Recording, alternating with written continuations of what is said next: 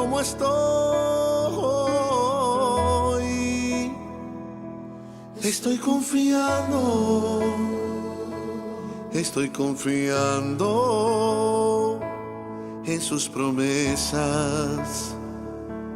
Estoy confiando en su grandeza, porque Él es bueno, fortaleza en el día de angustia, y conoce los que en Él confían.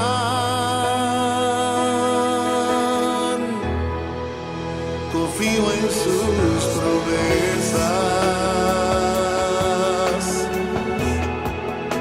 confío que lo hará.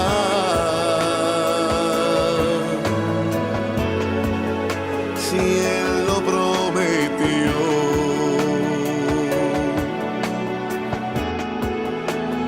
Él lo cumplirá.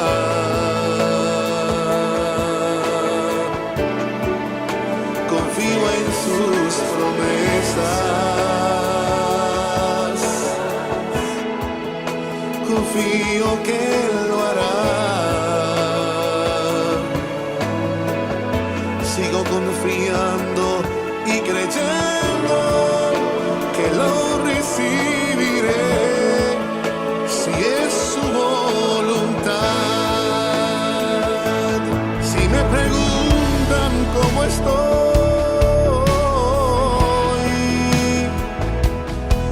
confiando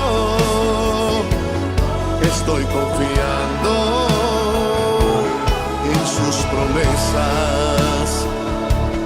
Estoy confiando en su grandeza, porque Él es bueno, fortaleza en el día de angustia, y conoce los que en Él confían.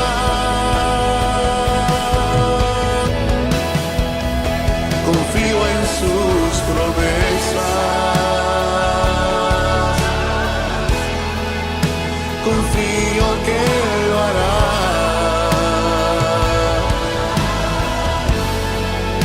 Si Él lo prometió,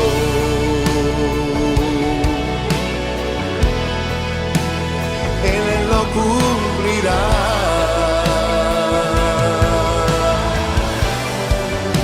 Confío en sus promesas, confío que lo hará.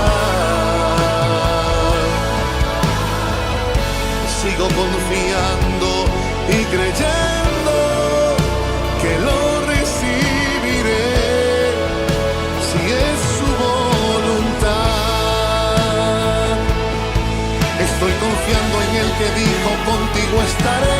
Estoy confiando en el que dijo yo te sanaré. Estoy confiando en el que dijo por ti pelearé. Estoy confiando en el que dijo yo te sostendré.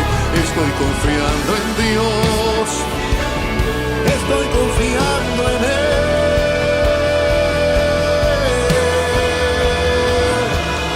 Estoy confiando.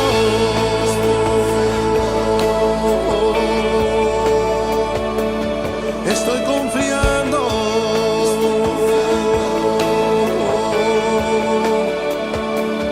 Estoy confiando.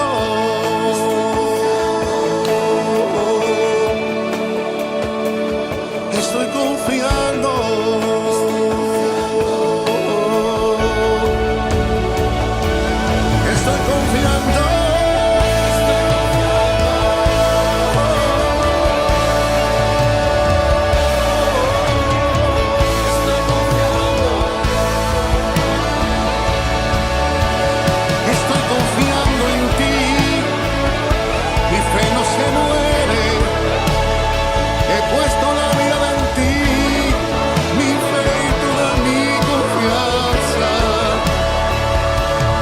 Estoy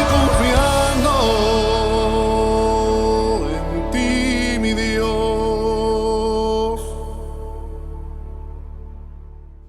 Dios te bendiga. Qué gozo y alegría poder estar otra vez en la palabra de Dios Tú sabes que la palabra de Dios tiene poder y vida. Y cuando tú la lees, cuando tú la estudias, cuando tú pones tu corazón en ella, te cambia radicalmente. Es como mirarse en un espejo donde tú empiezas a ver las cosas que Dios quiere cambiar en ti y te arreglas y te cambias. Hay poder en la palabra de Dios. La palabra de Dios es activa, es poderosa. Y yo quisiera invitarte a leer un pasaje. Es un pasaje inusual, es un pasaje. Lo precioso de la palabra de Dios es que te presenta a la gente tal y como es. No te la adorna, no te la trata de presentar de una manera minimizando sus errores y exaltando sus virtudes. No, la Biblia te presenta a uno de los hombres más grandes de Dios en la plenitud de quienes ellos eran, con sus errores, con sus problemas. Y vamos a ver una etapa en la vida de David, el rey David, antes de que fuera rey, uno de los momentos más oscuros de su vida, que es tan oscuro que muchas veces no hablamos de él. Y yo te invito al libro de Primera de Samuel, capítulo 27. Primera de Samuel, capítulo 27. Y el tema de este mensaje yo le he intitulado La historia de dos Davids. Porque te voy a hablar de David y te voy a hablar de otro David, un misionero que pasó por una situación similar a esta. Que Dios nos ayude a llegar al corazón nuestro a través de la palabra de Dios. Dice así, Primera de Samuel 27, 1 al 6, dice, dijo luego David en su corazón, al fin seré muerto algún día por mano de Saúl. Nada por tanto me será mejor que fugarme a la tierra de los filisteos, para que Saúl no se ocupe de mí y no me ande buscando más por todo el territorio de Israel, y así escaparé de su mano. Se levantó pues David y con los 600 hombres que tenía consigo se pasó a Aquís, hijo de Maoc, rey de Gat. Y moró David con Aquís de Gat, él y sus hombres, cada uno con su familia. David con sus dos mujeres, Ahinoam, realita, y Abigail, la que fue mujer de Nabal, el de Carmel. Y vino a Saúl la nueva de que David había huido a Gat y no lo buscó más. Y David dijo a Aquís, si he hallado gracia ante tus ojos, séame dado lugar en alguna de las aldeas para que habite allí. Pues ¿por qué ha de morar tu siervo contigo en la ciudad real? Y Aquís le dio aquel día a Siclag, por lo cual Siclag vino a ser de los reyes de Judá hasta hoy. Fue el número de los días que David habitó en la tierra de los filisteos, 1 año y 4 meses. Vamos a detenernos ahí, hemos leído hasta el verso 7. Vamos a detenernos ahí, vamos a orar. Padre glorioso, bendito es tu nombre, Señor nuestro y Padre nuestro. Nos acercamos a tu bendita casa de oración por medio del nombre de nuestro Rey Jesús. Y sabemos que tenemos una puerta abierta porque Cristo es la puerta. Y cuando llegamos tú nos recibes con los brazos abiertos porque eres nuestro Padre amado, eres nuestro Rey de gloria, eres nuestra esperanza y nuestra fortaleza, nuestro pronto auxilio en la tribulación. Y Padre, tú has puesto en mi corazón hablar de un tema que a muchos cristianos les es difícil hablar. Y es cuando estamos resentidos contigo porque el diablo nos ha hecho creer que la esperanza que pusimos en ti es en vano. Y cuando el desánimo y la desesperanza nos arropan, Señor, y nosotros caemos en ese estado, terminamos alejándonos de ti. Y Señor, quizás hoy hay hermanos que llevan en sus corazones algunas heridas y algunos pequeños resentimientos y algunas amarguras. Y Señor, no hablamos de ella, pero es evidente en nuestras acciones que caminamos dolidos contigo, porque no entendimos ni vimos el propósito de por qué tú permitiste ciertas cosas en nuestra vida. Y lo que yo quiero pedirte, oh Dios, es que tú nos hables, que tú nos manifiestes tu gloria y que tú nos muestres tu infinito amor. En el nombre poderoso de nuestro Rey Jesucristo te lo pedimos, oh Espíritu de Dios, ayúdanos para que la obra tuya se perfeccione en nosotros. En el nombre de Cristo una vez más te lo pedimos. Amén, amén y amén. Hace unos años atrás yo era un joven pastor y tenía un gran mentor. Y este pastor, amigo mío, era un padre espiritual para mí. En una ocasión yo había estado orando por algo, había confiado en algo con Dios, lo había puesto, Él me había ayudado a orar, estábamos bien. Y de pronto las cosas no se dieron como nosotros esperábamos. Y cuando yo le conté lo que había pasado, él me dijo, tienes que decirle a Dios que no se meta contigo. Dile a Dios que no te fastidie. Y yo le dije, pastor, ¿cómo usted le puede hablar así a Dios? Yo no me atrevo a hablarle hacia Dios. Y él me dice, bueno, tienes que ser sincero con Dios, porque si tú no eres sincero con Dios, tú no eres sincero contigo mismo. Y tarde o temprano, lo que se siembra en tu corazón, esa espina va a brotar. Y fue la primera vez con que yo empecé a pensar de que era posible que por no entender todas las cosas que Dios permitía en nuestras vidas o los propósitos ocultos que a veces Dios tiene al permitir ciertas cosas en nuestra vida, muchas veces nosotros como cristianos corremos el peligro de enojarnos con Dios, de desilusionarnos con Dios. A veces nos resentimos con Dios y cuando seguimos por esa jornada, nuestra fe se enfría, nuestro corazón se amarga. Quiero hablarte de un misionero, se llamaba David Flood. Era de Suecia, era sueco. Y hace muchos años, al principio de los 20, él y su esposa Svea se fueron de misioneros desde Suecia al África. Y llegaron al África y cuando llegaron a la estación misionera en África, ellos le dijeron a ellos y a otra pareja, a los Erickson que estaban allí también, que ellos necesitaban irse a un lugar donde todavía el evangelio no había sido predicado, en una de las partes más oscuras del corazón de África, en el Congo belga. Y ellos aceptaron el desafío, estas dos parejas, y se fueron. Y llegaron a un pequeño pueblo, era una villa llamada Endolera. Y ellos decidieron llegar allá a presentarles el evangelio al jefe de la tribu. Pero este hombre no quiso nada que ver, él tenía temor de que estos nuevos creyentes en un Dios desconocido vinieran a hacerle la vida imposible porque él vivía con las supersticiones de los dioses que él servía y tenía miedo de que estos dioses se fueran a enojar con él y lo fueran a castigar. Así que le permitieron mudarse a las afueras de la villa y allí estas dos parejas hicieron unas casitas de barro y empezaron a vivir ahí. Pero el jefe tribal no les permitía ni siquiera predicar. Lo único que permitía era que 2 veces por semana un jovencito de la villa podía ir hasta donde ellos y venderle cosas. Por ejemplo, venderle gallinas, venderle huevos. Ese era el único contacto que ellos tenían con la tribu. Mientras eso pasaba y ellos oraban, el problema fue que empezaron a enfermarse, sufrieron de malaria, tuvieron otros tipos de enfermedades. Al fin y al cabo, después de un tiempo, la pareja que estaba con ellos, los hermanos Erickson, le dijeron, ¿sabes qué? Le dijeron a David Flood, le dijeron, ¿sabes qué? Nosotros no aguantamos más, no queremos estar acá, nos regresamos a la misión central en África, de la cual nos enviaron aquí. Y ellos se fueron y Svea y David dijeron, no, nosotros nos vamos a quedar, el Señor nos ha llamado. Y Svea le dijo a su esposo David, mira, si no podemos convertir al jefe de la tribu y a la tribu, por lo menos ese niño que está viniendo, yo le voy a predicar al evangelio. Y así lo hizo. Y con éxito, el niño aceptó a Jesucristo en una ocasión.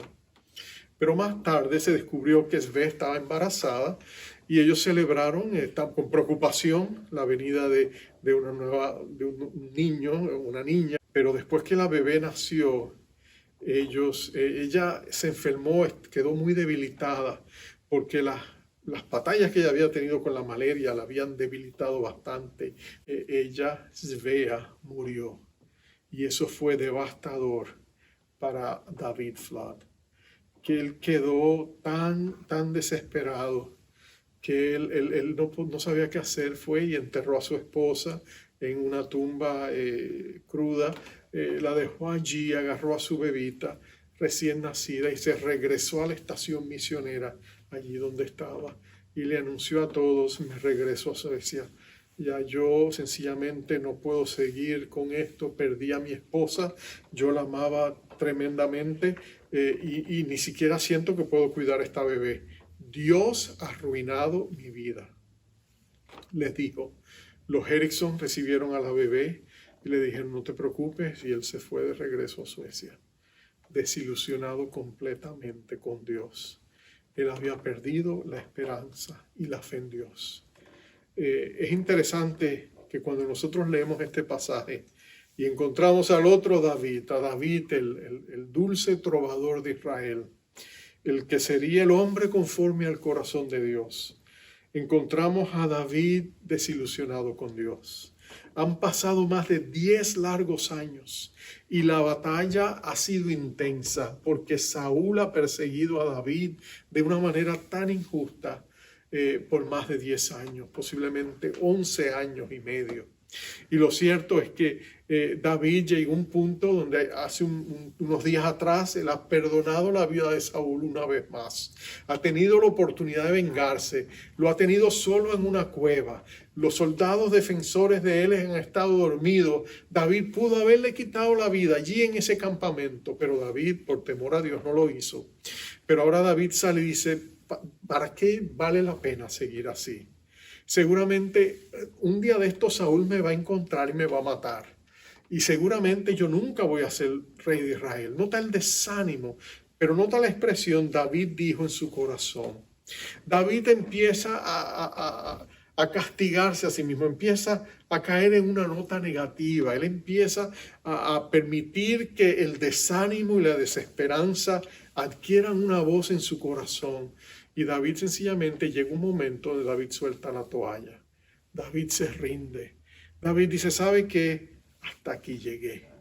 Y él reúne a sus hombres y dice, ¿sabe qué? Me voy de Israel, voy a cruzar la frontera, me voy donde los filisteos, voy donde el rey el rey Aquís en la ciudad capital de Gat. Y allí voy a hacerme uno de sus mercenarios. Y eso es precisamente lo que David va a hacer. David está siendo impelido por una ira reprimida. David ha llegado al colmo de su aguante y la amargura empieza a echar sus raíces en su corazón. David está amargado, está desilusionado y está resentido con Dios. El problema es que cuando tú y yo nos resentimos con Dios porque no entendemos lo que Él ha permitido, lo que ha hecho, lo natural es sencillamente tragarnos el resentimiento porque nos da pena, vergüenza y a veces hasta temor quejarnos con Dios y lamentarnos con Dios y hacerle reclamos. Si tú y yo nos peleamos con nuestro cónyuge, le hacemos reclamos. Si nos peleamos con nuestros hijos, le hacemos reclamos. Si nos peleamos con un vecino, podemos decirle lo que pensamos. Pero ¿cómo tú te atreves a acercarte a Dios y decirle lo que está en tu corazón cuando tú quieres culparlo a Él por lo que te está pasando?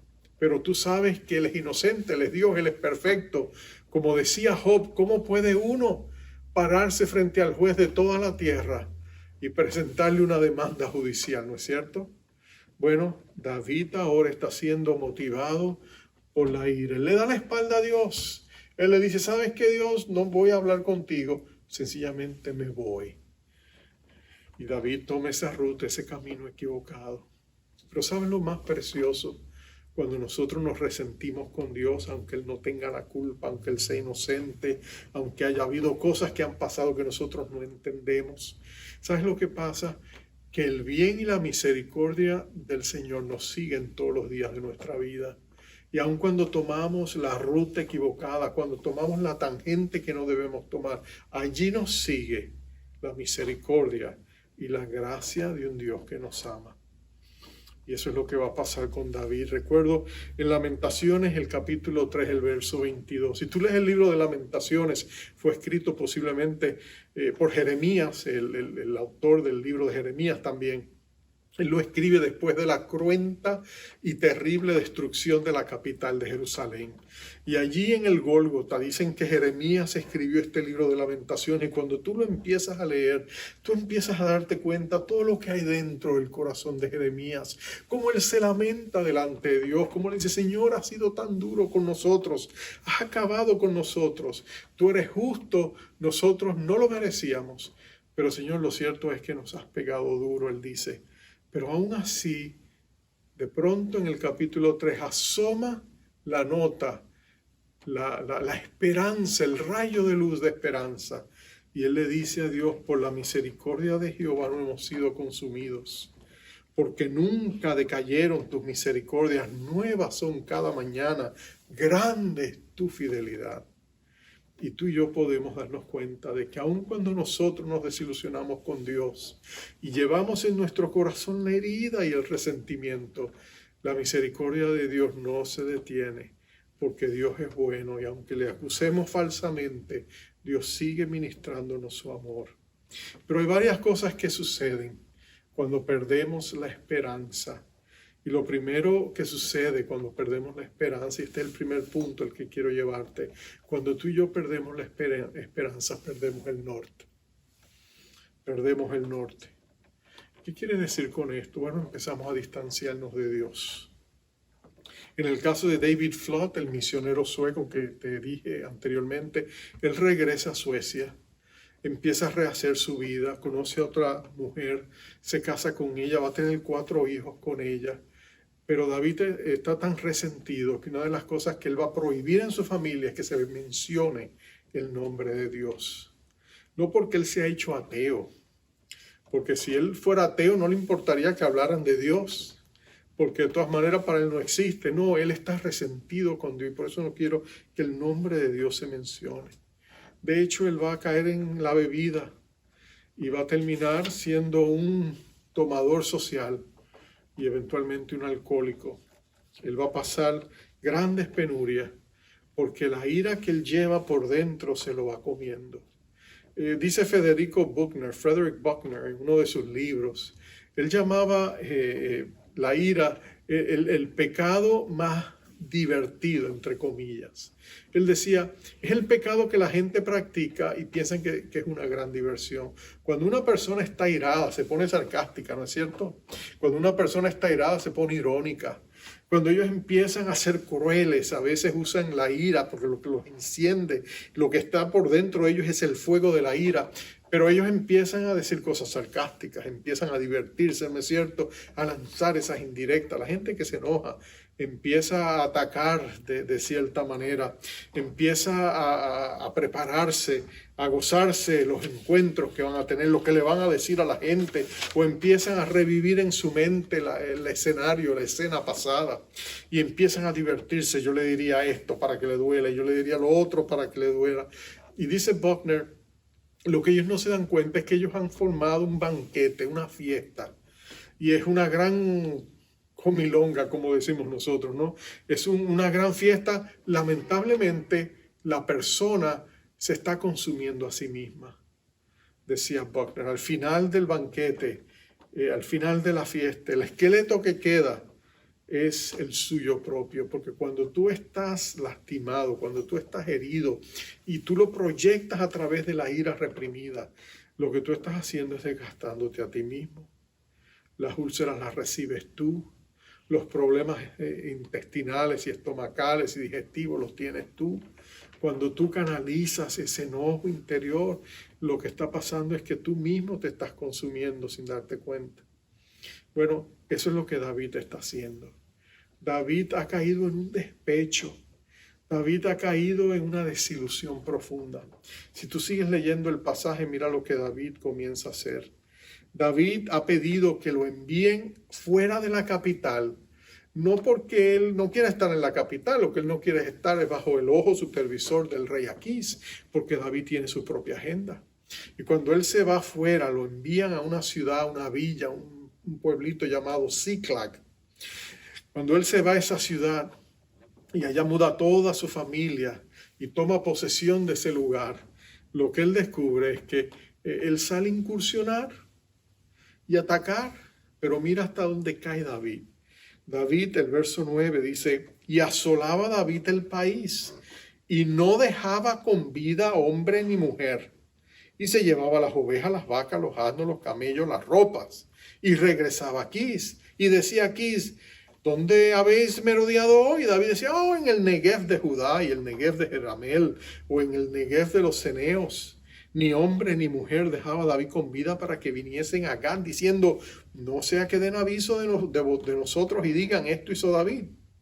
Y esta fue su costumbre todo el tiempo que moró en la tierra de los filisteos. Mira lo que está pasando. David desata una ola violenta.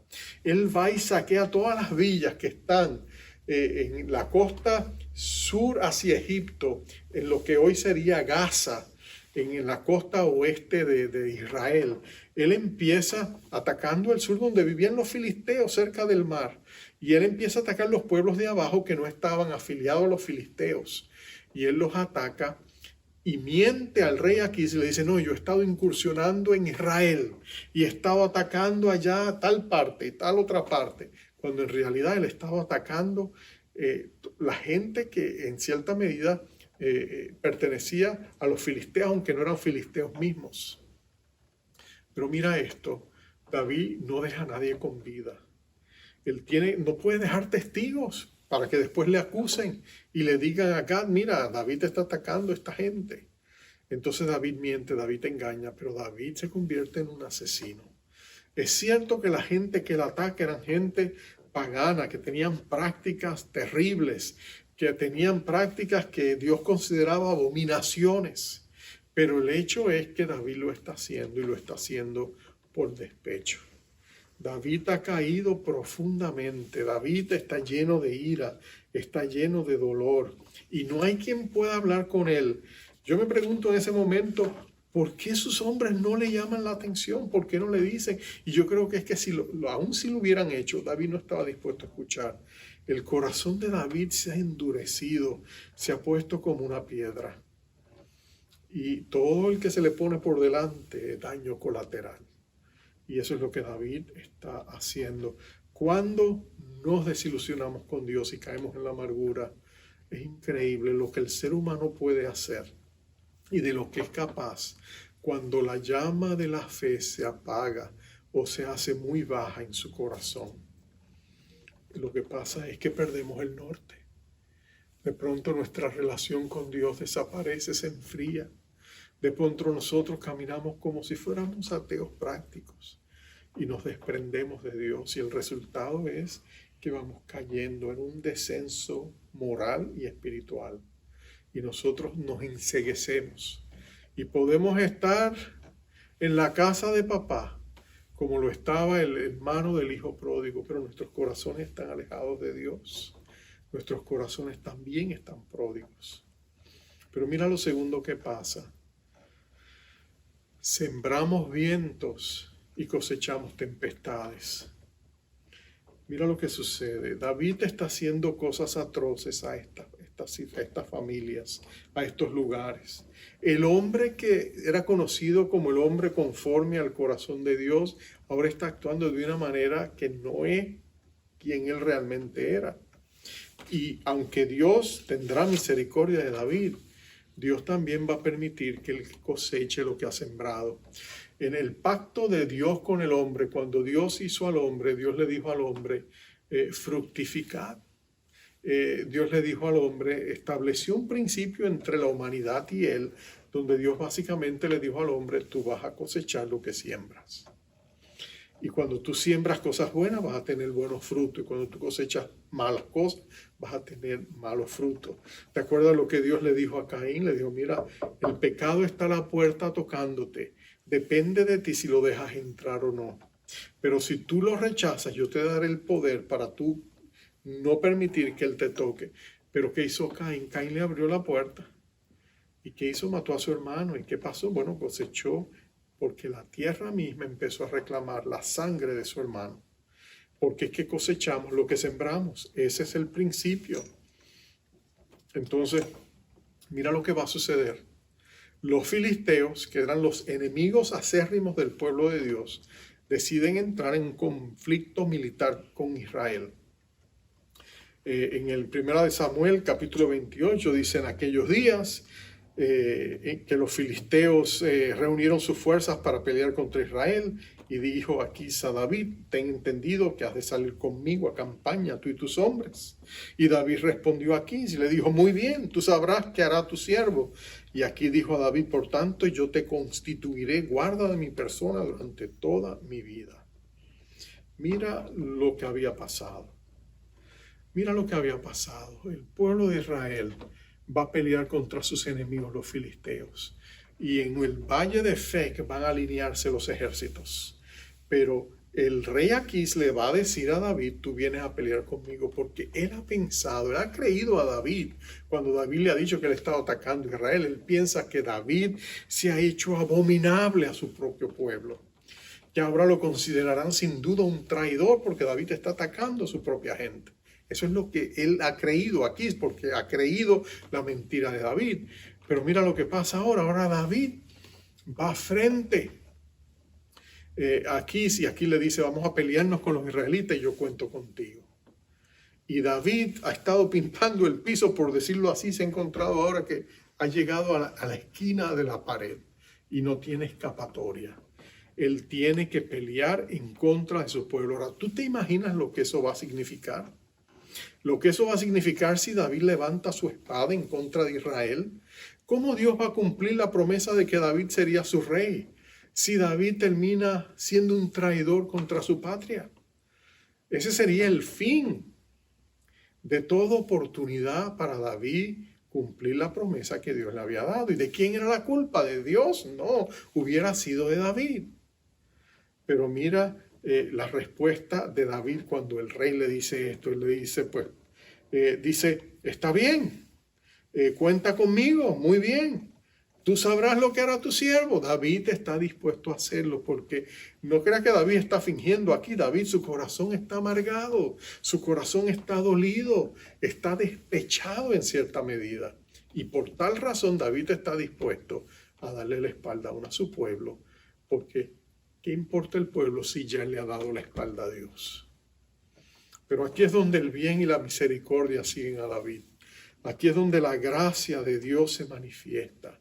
Aquí es donde Dios va a demostrarle a David que Dios se acuerda de que somos polvo y Él no nos castiga conforme a nuestras rebeliones, ni derrama su justicia conforme a nuestros pecados, sino que como los cielos están más altos que la tierra, así la misericordia de Dios se extiende sobre nuestras vidas. Y Dios obra con nosotros en su amor. Mira lo que va a pasar. Cuando ellos están listos para atacar y las batallas ya se están alineando y David y sus hombres se han alineado con el contingente del rey de Gat, porque el rey de Gat aquí era el rey de la capital y de la gran ciudad de Gat, pero también había 4 otros reyes filisteos que estaban en la misma región y él era el líder de esos 4 reyes. Pero cuando los generales, los príncipes, los hijos de estos reyes están alistando las tropas y descubren que David está entre las tropas de Aquís, ellos dicen, no, esto no puede ser. ¿Sabes por qué? ¿Qué pasa si en el fragor de la batalla David decide que este es el momento donde él quiere reconquistar la lealtad y el afecto de su rey y empieza a pelear por los israelitas dentro de nuestro propio ejército y nuestras propias líneas? Eso no se puede permitir. Entonces ellos van donde el rey Aquís y le dicen, no vamos a pelear con David. Y el rey Aquís sabe que tiene una batalla que no va a poder ganar. Él necesita la unidad militar para poder vencer a Israel y no lo va a lograr cuando sus propios generales están en su contra y están en desacuerdo. Así que él llama a David y le dice, mira David, yo sé que tú has sido bueno conmigo, yo sé que tú has sido leal conmigo, pero mira, ellos no quieren y tengo que aceptarlo. Y David se enoja. David empieza a reclamar. Le dice, pero ¿cómo es esto? Tú sabes la clase de hombre que yo he sido contigo. ¿Cómo es posible que me des la espalda? Y entonces el rey tiene que decirle, David, vive Jehová que tú has sido recto, dice el verso 6 del capítulo 29, y que me ha parecido bien tu salida y tu entrada en el campamento conmigo, y que ninguna cosa mala he hallado en ti desde el día que viniste a mí hasta hoy, mas a los ojos de los príncipes no agradas. Vuélvete pues y vete en paz para no desagradar a los príncipes de los filisteos. Ahí David descubre que aún este rey lo trata como lo que él es, un extranjero. Y entonces David se frustra más. Y David agarra a sus 600 hombres y dice, pues vámonos a casa. David todavía no entiende que lo que él ha recibido ha sido la inmensa misericordia de Dios. Que él va a cumplir su promesa de preservarle a David un lugar en el reino de Israel. Pero David se ve enojado. Y 3 días le toma llegar a su casa desde Fec hasta Ziklag. 3 días le va a tomar. Y David va allá. Y David va quejándose. Y David va a llegar, pero cuando en el último día caminan las últimas 25 millas, ya llegando están exhaustos, ha sido un viaje largo, pero de pronto ellos miran a la distancia y ven unas densas bocanadas de humo, unas nubes de humo que empiezan a emerger desde la tierra hasta el cielo donde está situada la ciudad de Ziklag. Y David está diciendo, ¿qué está pasando aquí? ¿Qué es lo que está pasando aquí? Y cuando ellos se van acercando, de pronto ellos se dan cuenta de que la ciudad de Ziklag ha sido atacada, ha sido totalmente arrasada y desolada, y que los amalecitas, una de las tribus que David había atacado, han devuelto el favor, y en su ausencia para defender la ciudad, ellos no solamente han arrasado con la ciudad, se han llevado cautiva toda la familia de esos 600 hombres. Y yo quiero que tú observes, por favor, la misericordia de Dios. Porque cuando David arrasaba las villas de ellos, David no dejaba testigo. David no dejaba un hombre o una mujer viva. David los mataba a todos. Pero Dios no ha permitido eso. Dios no permitió que mataran a las familias de David y de sus hombres. Mira la misericordia de Dios. Justicia hubiera sido que a todos ellos los hubieran matado, ¿no es cierto? Justicia es lo comparativo, lo equitativo, ¿no es cierto? Pero Dios no lo permite, porque grande es su misericordia. Pero nota esto, David sembró vientos y ahora está cosechando tempestades. ¿Por qué Dios está obrando de esta manera? Porque Dios no ha terminado el propósito que tiene con David. Porque aún en nuestras rebeliones, aun cuando tú y yo nos resentimos con Dios y queremos darle la espalda porque estamos lastimados, o porque hemos estado heridos, o porque hemos perdido personas amadas, o porque las cosas no han salido como pensábamos, aún allí la misericordia de Dios nos arropa y la gracia de Dios nos sustenta y el propósito de Dios se afirma, porque Dios tampoco ha terminado contigo, porque Dios quiere llevarte al arrepentimiento. David Flood, el otro David, había dejado su hijita, Aina, la bebé, en las manos de la familia Erickson. El problema fue que después de que él partió para Suecia, unos meses más tarde, la familia Erickson también se enferma y los dos mueren unos días después el uno del otro. Y la niña queda huérfana 2 veces. Pero allá había una familia de misioneros norteamericanos, amigos de todos ellos, dijeron, no, nosotros la vamos a tener. Y ellos la adoptaron. Eventualmente ellos regresaron a Estados Unidos y se la llevaron. Y a Aina ellos le cambiaron el nombre, le quitaron el nombre de Aina y le pusieron el nombre de Aggie. Y Aggie llegó a ser su hija, el corazón, la niña de sus ojos.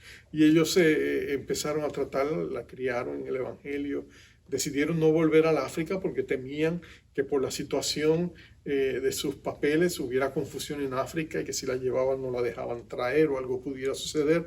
Así que ellos la adoptaron legalmente en Estados Unidos y la criaron como su hija. Él aceptó un ministerio pastoral en Estados Unidos y criaron a Aggie, quien eventualmente creció, se casó, conoció un chico que era profesor cristiano, era pastor y estaba dando clases en una universidad en Minnesota, en un colegio bíblico llamado North Central.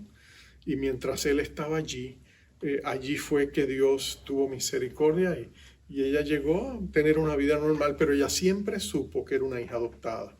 Sus padres no le ocultaron nada, le hablaron de su mamá Svea, le hablaron de su papá David Flood, le hablaron de los Erickson, pero ella nunca vio la necesidad de buscar a sus padres. Sabía que su mamá había muerto, sabía que su padre se había vuelto a Suecia, nunca tuvo la curiosidad.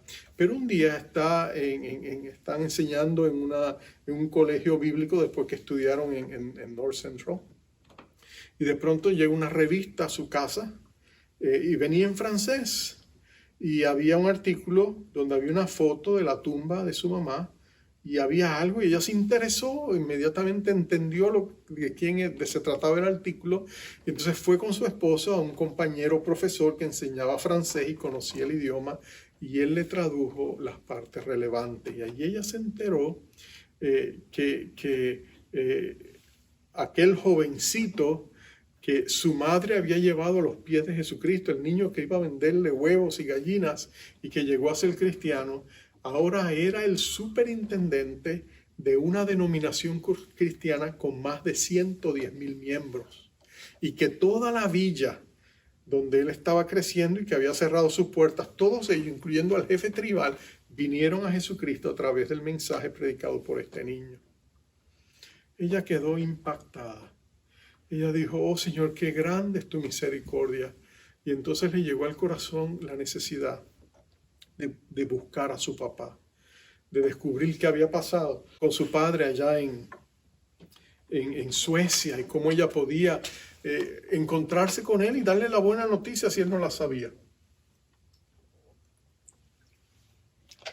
Perdón.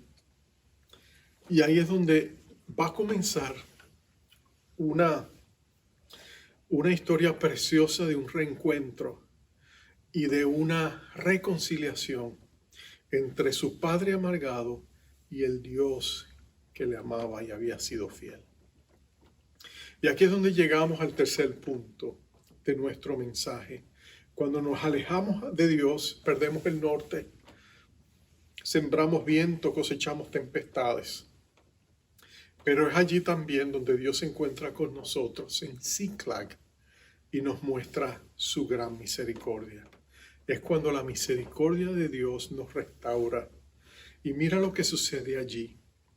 David ha llegado con sus hombres. Ellos han visto la devastación, la ciudad encendida en llamas, sus familias, todo desierto, un pueblo fantasma. Obviamente los que vinieron y atacaron la ciudad se han llevado cautivos de rehenes a sus esposas, a sus hijos, a sus hijas. Lo saben porque no están allí. Y entonces ellos dicen: ¿y ahora qué vamos a hacer? Y dicen, ellos están agotados. Acuérdate, ellos han venido cabalgando 25 millas, todo un día largo, pero han sido 3 días de viaje intenso. Y de pronto ellos empiezan a llorar, empiezan a caer en la desesperación. Interesantemente, dicen que allí los hombres de David inclusive hablan de apedrearle. Y dice el verso 6 del capítulo 30, y David se angustió mucho porque el pueblo hablaba de apedrearle, pues todo el pueblo estaba en amargura de alma, cada uno por sus hijos y por sus hijas. Mira lo que ha pasado. De pronto, David va a tener un encuentro con la realidad. De pronto, David va a mirarse en el espejo y no se va a reconocer. David se va a dar cuenta de su tremendo error. El error que él cometió al desilusionarse con Dios, al darle la espalda a Dios, el error gravísimo que él tuvo al perder el norte, el despecharse y caminar fuera de la voluntad de Dios. Ahora de pronto le va a caer encima todo el resultado, las repercusiones de sus acciones. Y David de pronto va a darse cuenta de que ese fue uno de los grandes errores de su vida hasta ahí. David va a preguntarse: ¿qué voy a hacer ahora? Y esta ciudad de Ziklag se va a convertir en el escenario donde David va a tener un encuentro con el Dios de misericordia que le ama y que no le había fallado. Porque David se había rendido cuando estaba bien cerca de llegar a la meta. El que había esperado 11 años, le quedaba 1 año y pocos meses para que Dios tornara las cosas y recibir la bendición que le había prometida y las promesas cumplidas que Dios le había prometido. Pero David, por decirlo así, en la última vuelta David se había dado por vencido y ahora Dios está restaurándolo. Ziklag es el lugar donde eso ocurre. Es interesante, la palabra Ziklag en hebreo significa medida apretada y remecida. Medida apretada y remecida. Y se usaba en el contexto de los sacos de harina, de cebada o de trigo, cuando los estaban llenando. Si tú sabes, en ese tiempo, al ellos comprar muchas veces, ellos apretaban el contenido de los sacos, lo apretaban y lo remecían para que quedara bien, para poder maximizar la capacidad de contener que este saco tenía, ¿no? Así que ellos lo apretaban y lo remecían. Bueno, cicla quiere decir una medida que ha sido remecida y apretada. Y eso es lo que le está pasando a David. David ha sido herido, ha sido movido de un lado para el otro. David, al alejarse de Dios, Dios tuvo que tomarlo y remecerlo y apretarlo y ponerlo en una circunstancia donde él abriera espacio para esa gran misericordia que Dios quería demostrarle. Y eso es lo que Ciclac significa para nosotros. Es el lugar donde Dios finalmente nos confronta con nuestra rebeldía, con nuestra amargura, con nuestro resentimiento. Es cuando finalmente Dios se vindica ante nuestros ojos y nos deja saber de que Él no tenía ninguna mala intención cuando pasó lo que pasó, sino que sencillamente en medio de todo lo que estaba pasando, lo que el diablo había querido para mal, Dios lo haría para bien. Y todos los hijos que han vivido, los hijos de Dios que hemos vivido esos momentos, descubrimos de que Dios no ha tenido ninguna mala intención, ningún trato injusto con nosotros. Y que a veces ha sido el enemigo el que ha querido trastornar nuestra vida, pero que Dios nos ha dado la seguridad de su presencia, de su poder, de su provisión, aun cuando la pérdida ha sido cuantiosa. Eso es lo que está pasando con David. Y mira lo que dice el final del verso que comenzamos a leer. En el verso 6, la última frase es, después de haber hablado de la angustia de David y cómo el pueblo quiere apedrearlo, dice: mas David se fortaleció en Jehová su Dios. Mas David se fortaleció en Jehová su Dios. Mas David se fortaleció en Jehová su Dios. Esto es cuando David vuelve en sí.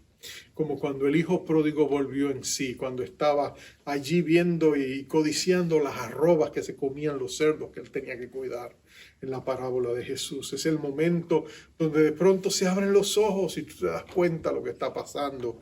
Es Manasés allá cautivo, cuando fue llevado de Jerusalén y él pudo mirarse en el espejo de su conciencia y darse cuenta todo el mal que había hecho Israel y arrepentirse y pedir la misericordia de Dios. Es Pedro, después de haber negado a Jesús 3 veces, llorando amargamente y pidiéndole perdón a Dios. Ese es el momento donde nosotros volvemos en sí. Es el momento donde Dios perdona y restaura. Es el momento donde Dios de pronto va a levantar a David y va a mostrarse poderoso todavía con él. Es donde David va a decirle a Dios: Señor, perdóname. Señor, pero restáurame. Y Dios lo va a restaurar. Y David va a decir: Señor, ¿qué hago ahora? Y Dios le va a decir: levántate, ve. Señor, voy tras ellos. Sí, ve tras ellos y los conquistarás. Es donde David va a volver a tomar a estos hombres que ahora mismo lo quieren apedrear, y Dios y él les va a decir: el Señor me muestra que no es hora de rendirse. Es hora de volver al Señor de todo corazón, ir y pelear por nuestras familias, ir y pelear y rescatar a nuestros amados. Esto es lo que tenemos que hacer, y es precisamente lo que Dios va a hacer. El otro David Flood, estaba en Suecia. Él había sufrido un infarto. El problema que tenía con el alcohol había minado la salud de su cuerpo. Y ahora estaba en su residencia, pero no podía hablar, no podía caminar mucho. Apenas podía decir pocas palabras. Pero cuando su hija, Aggie, descubre que su padre todavía vive, ella se pone en comunicación con los 4 hermanos. Ellos se alegran de escuchar de ella, le invitan a que visite a Suecia, y ella y su esposo van hasta Suecia y allí conocen a sus hermanos primero, y ellos les hablan y se alegran y celebran, y de pronto ellos le dicen: mira, hay algo que tú debes saber, nuestro papá está enfermo, cuando lo vayas a ver no le hables de Dios, porque él no quiere saber de Dios. Cuando tú le hablas de Dios, él se pone de un humor terrible y él está delicado, así que por favor ten mucho cuidado. Así que cuando ella va y ve a su padre, ella se acerca y empieza a acariciarle su pelo, empieza a hablarle. Su padre abre los ojos y la reconoce instintivamente. Le dice, Jaina, ¿eres tú, hija? ¿Eres tú? Y él le dice, sí, papá, soy yo, he venido a verte. Y él empieza a pedirle perdón, empieza a llorar, empieza a decirle, hijita, perdóname, yo te dejé, pero no era que yo quería desampararte, no era que yo quería abandonarte, es que yo no podía, no podía criarte en ese momento, pero te dejé en buenas manos, yo te dejé en las manos de una familia que era muy buena, que amaban a Dios y ellos te iban a ayudar. Y ella le dijo, no, papá, tranquilo, todo está bien. Y ella le dice, hija, lo que pasa, dice él, es que Dios nos olvidó. Por eso nuestras vidas han sido un desastre.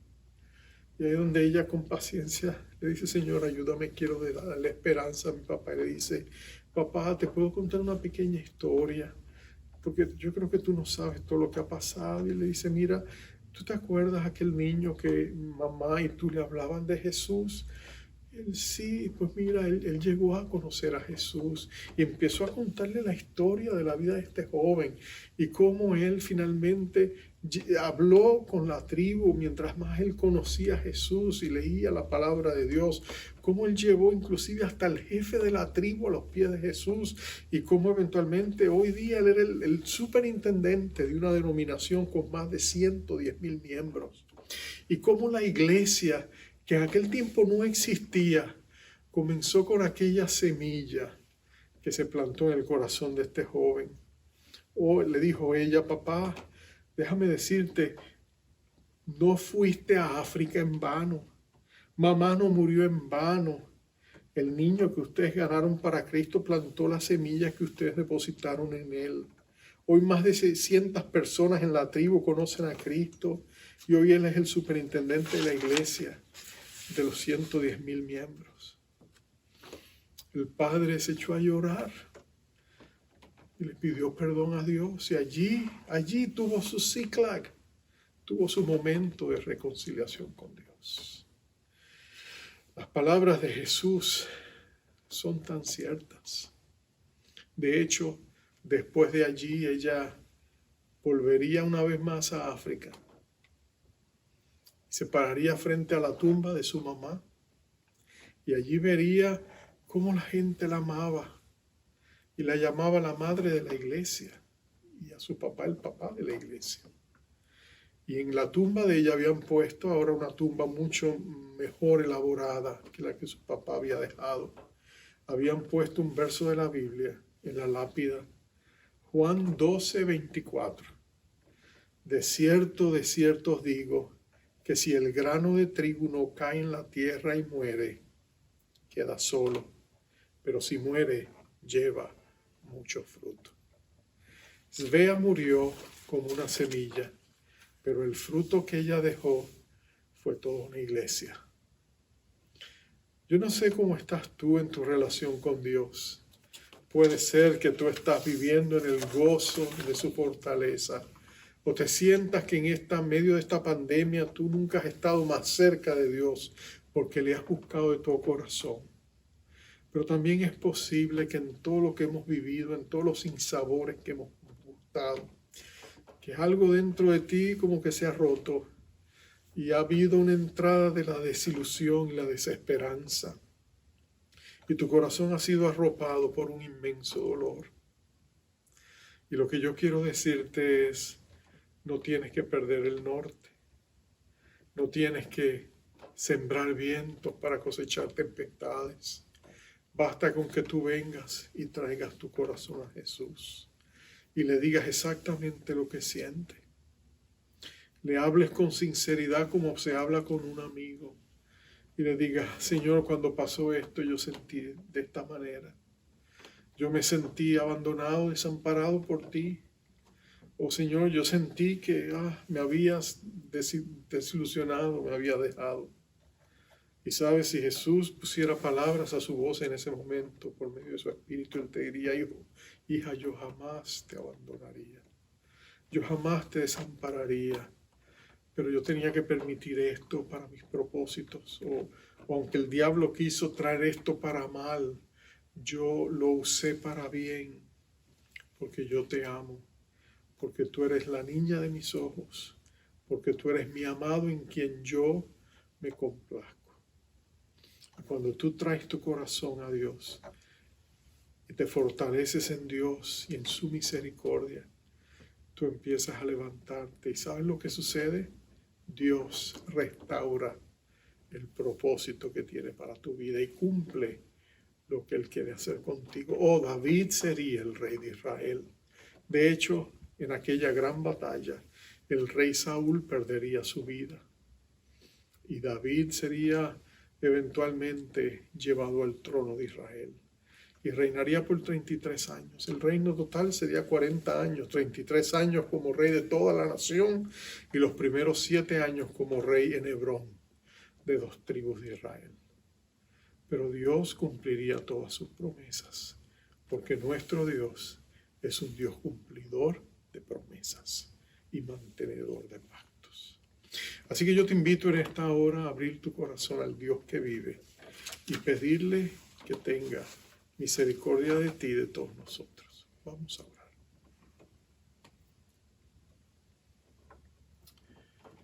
Padre amado, qué precioso es saber que tú conoces el corazón y pesas las motivaciones de cada uno de nuestros corazones y sabes exactamente lo que estamos sintiendo. Y yo sé que en este momento algunos de nosotros sentimos la imponente necesidad de llorar delante de ti, reconocer que necesitamos pedirte perdón. Señor, perdónanos por juzgarte mal. Perdónanos si hemos imputado a tus acciones motivaciones que no estaban allí, porque tú eres bueno, porque tú eres santo, porque tu camino es perfecto, porque tú jamás haces nada indebido y sobre todo porque tú eres amor y todo lo que haces está motivado por amor. Así que si en esta preciosa oportunidad hubiese alguien que está desilusionado contigo, resentido contigo, quizás porque su matrimonio se vino abajo, o quizás porque tuvo problemas en su trabajo, o ha tenido problemas de salud, o ha tenido conflictos de diferentes maneras. Oh Dios Todopoderoso, permítenos traerlos a ti y pedirte perdón por haberte juzgado mal, pero pedirte que nos levantes con grandes misericordias. Que el bien y la misericordia que nos han estado perseguidos, Señor, lleguen aquí ahora, a este momento, y sea nuestro Ciclag. El momento donde, aunque hemos sido remecidos y apretados, es el momento donde tú nos levantas y nos restauras y nos bendices y vuelves, Señor, a reconectarnos con nuestro norte, con nuestra esperanza que eres tú, porque tú eres nuestra porción, y que es el momento, Señor, donde empezamos a sembrar buenas acciones y donde tú limpias nuestros corazones de toda maldad. Oh Padre, confesamos y renunciamos a todo sentimiento que vaya en contra de ti y de tus buenos propósitos. Te pedimos perdón por haberlo pensado, te pedimos que tú nos limpies y te pedimos que tú nos restaures. Gracias por el amor de Cristo, gracias por la fidelidad de Cristo.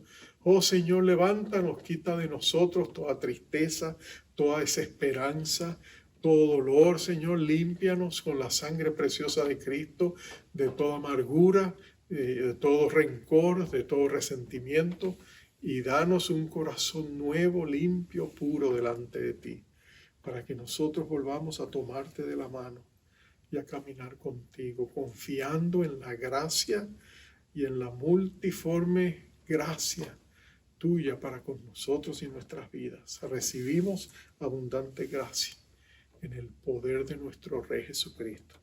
A Él sea la gloria por los siglos de los siglos. Amén, amén y amén.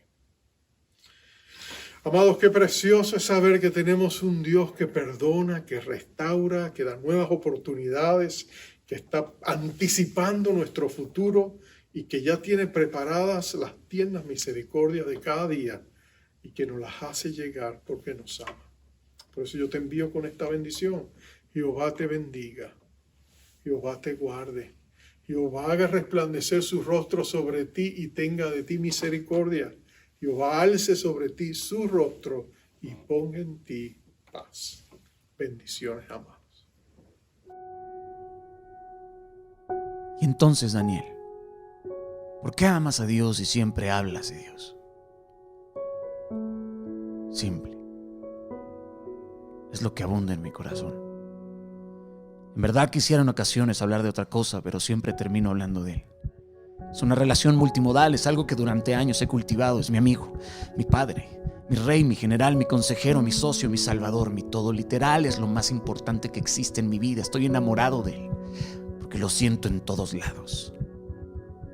Mi vida es un milagro. Pero Daniel, ¿cómo puedes amar a Dios si jamás lo has visto? Bueno, queridos, de la misma forma en que muchos odian algo en lo que no creen. Yo, por años, fui un pez fuera del agua, un moribundo arrastrándose por los suelos, arrastrándose de insomnio en insomnio. El foco prendido y el aire eran mis únicos amigos, pero conocía al Todopoderoso. Nunca dudé de su existencia, pero jamás lo había buscado como lo busqué aquel día. Alcé mis manos al límite e imploré misericordia. Yo era una oveja perdida, pero jamás dejé de ser su oveja, y a pesar de todo lo que soy y todo lo que Dios sabe de mi pasado, de mi presente y mi futuro, me demuestra diariamente que no pierde el amor y la ternura con la que me invita a seguirle, sin importar lo que haga o haya hecho. Siempre en el día a día encuentro un espacio para escuchar su voz. Pero yo jamás escuché la voz de Dios en la misma forma en la que hablan las personas. Yo la escuché así.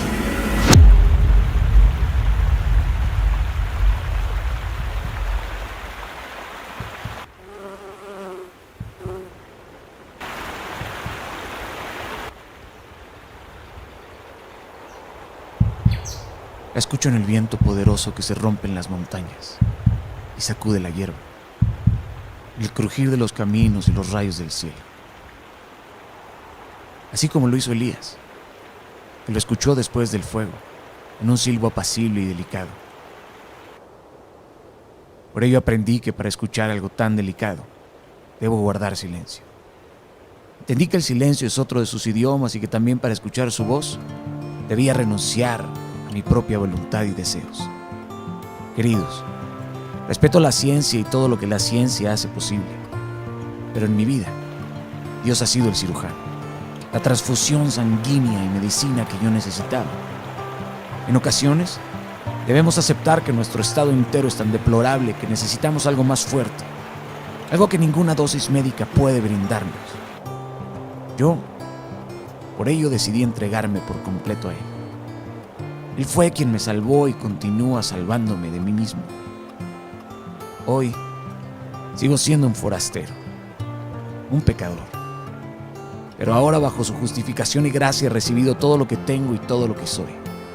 Oír su voz y obedecerla me ha hecho muy feliz. Así que deseo que muy pronto tú también la escuches. Busca su voz, que es la guía y ayuda interna que te induce a lo agradable y bueno para tu vida. Busca su voz y espera pacientemente la respuesta, porque jamás deja de responder. El que tenga oído, oiga.